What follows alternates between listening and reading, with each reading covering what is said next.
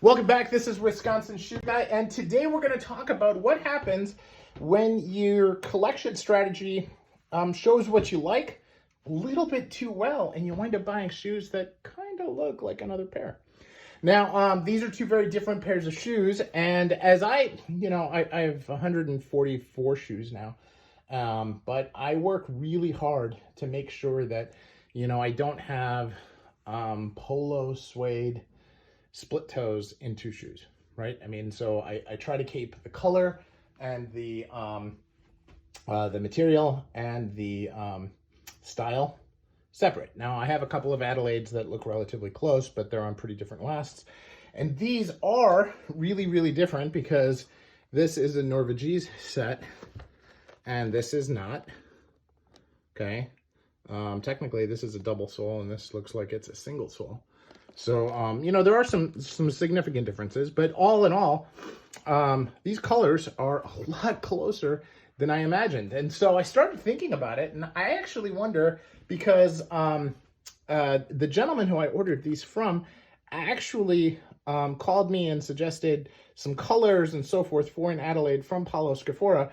And I think I sent him a picture of this shoe and said, hey, I like that shoe better. And I think that, we wound up going back and forth about it a bit. Now, I don't really remember, right? So, and I didn't want to go back and actually look at my stuff, but I had been thinking about this shoe from Yearn and decided not to buy it because of a payment issue at the time. And so I was thinking about other ways I could get it. Now, Yearn, these shoes are hand welted. These shoes are hand welted. These shoes are machine stitched, and machine, there is a little bit of machine work in the finishing, but for the most part, most of the work is done by hand. They are hand stitched soles. Now these are hand welted. Everything is pretty much handmade on them, except for the sole is actually put on with a machine. So it's interesting to see that, clearly that stamp is made by a machine, right? So, I mean, there's quite a few things that they each of them do with machine. Now, the leather on each of them is different. I would say that this is a little bit softer. This is a little bit thinner, but as it should be, right? These are $1,400 and these were $430. So you would expect some of the core components to be different. Now, these have toe stiffeners and heel stiffeners that are leather. These are not leather. When you upgrade the shoe, you can go up and make it better and go to the leather. The stitch density on these into the sole is pretty hard to see, right?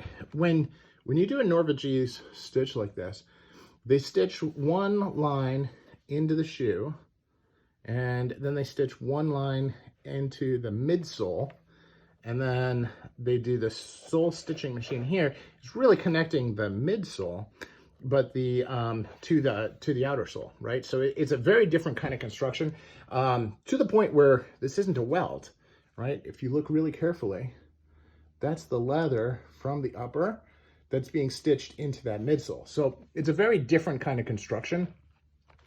And, to me, that difference alone is okay. Now, what's interesting is the burnishing on this has a little, it's just a little faded further up. It's a little darker and a little faded more.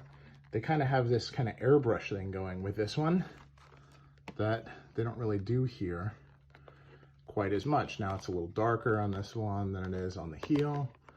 So it's funny how there are different interpretations of how to do it, but I am surprised at how this is. Now, the U-throat on this one's wider. A number of people have commented that this looks a lot like the St. James II pattern from Gaziano and Girling, although that pattern has a peaked heel. And it's hard to tell, right, how close different shoes are from different makers. At the end of the day, if it has a cap toe, it has a U-throat, and it has heel caps, that is a regular cap toe Adelaide. You can get it with broguing, without broguing. You can get it without the cap. You can get medallions with or without the cap.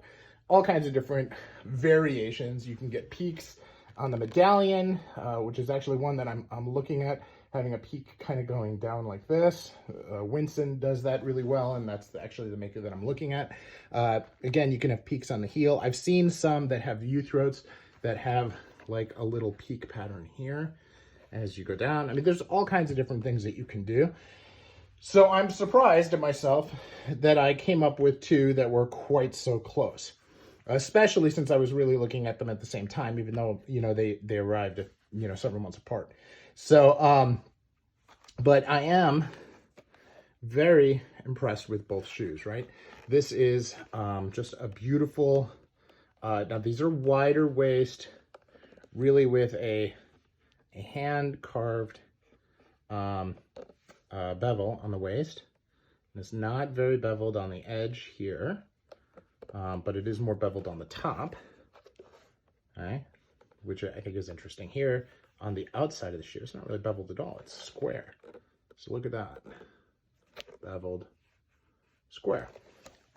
You look at these, and while on the outside, that's pretty beveled, and it's half beveled, so it kind of goes to the point and then it's beveled down.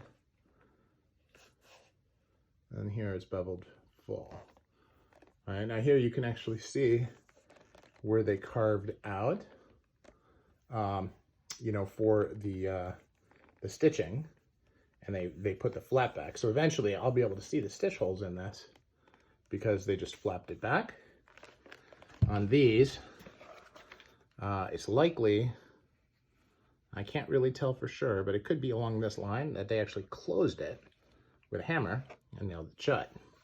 So now sometimes they just paint the line. I can't really tell. So that's something that we'll have to see as it continues to wear.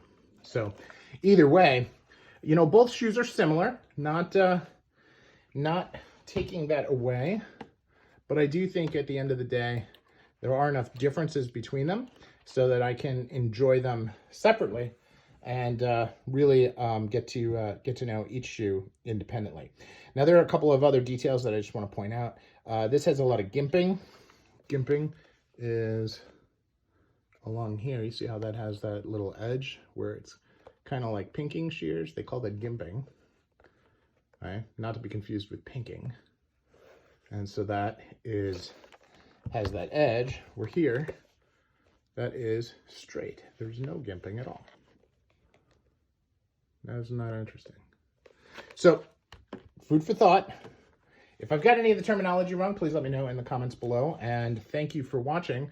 That is my take on two similar, yet pretty darn different shoes.